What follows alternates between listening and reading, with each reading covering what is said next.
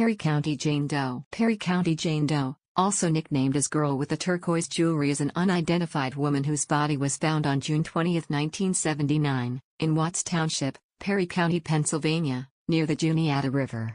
The cause of her death is not known, but it was considered to be suspicious by the authorities. Her name is still not known, despite efforts to identify her. She is the only unidentified decedent in the county. The badly decomposed remains were found by a stonemason alongside a river, near a highway in Perry County, Pennsylvania, near Watts Township. The remains were mostly skeletonized and the estimated time of death was months before, perhaps as early as autumn of 1978. The decedent is believed to have been between 15 and 30 years old, although she may have been as old as 38. She was white, had straight, shoulder-length blonde or light brown hair and was between 5 feet 2 inches and 5 feet 9 inches tall. She had received dental care during her life, as a back tooth had been removed 4 or 5 years prior to her death. She also had teeth fillings. One tooth, which was a molar, had not yet erupted. Her teeth showed no evidence of crowding. Despite that her teeth appeared to have had some dental work, it is not known if she had ever had braces. Prior to her death, she had suffered a fractured rib, which had healed. Just before her death, she may have returned to Pennsylvania after having spent several months in the southwestern United States. Recent analysis of the decedent's bones indicated that she had spent a long time living in the Midwest or in Canada, near the Great Lakes, when she was an adolescent. Perry County Jane Doe wore several pieces of jewelry. She was wearing 2 sterling silver rings with turquoise stones, one of which also contained onyx pieces that are believed to have originated in the Southwest, possibly having been made by Navajo or Zuni Indians inhabiting that area.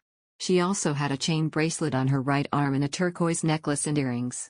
The jewelry led authorities to believe the victim had ties to Arizona, New Mexico or a similar region. She wore a tan jacket, white boots with silver buckles, green and white socks, and blue slacks. The slacks were described as having been made from knitted wool which contained strands of red thread. She was wearing 2 tops, which consisted of a white shirt and a blue tank top. The victim had been buried shortly after her discovery, but was exhumed in 2008, following the reopening of her case. Her DNA and dental records were recorded and are on file. Because of the condition of her remains, no fingerprints and no cause of death could be confirmed. An initial examination of her teeth indicated that she had 3 teeth extracted, but this was later disproved.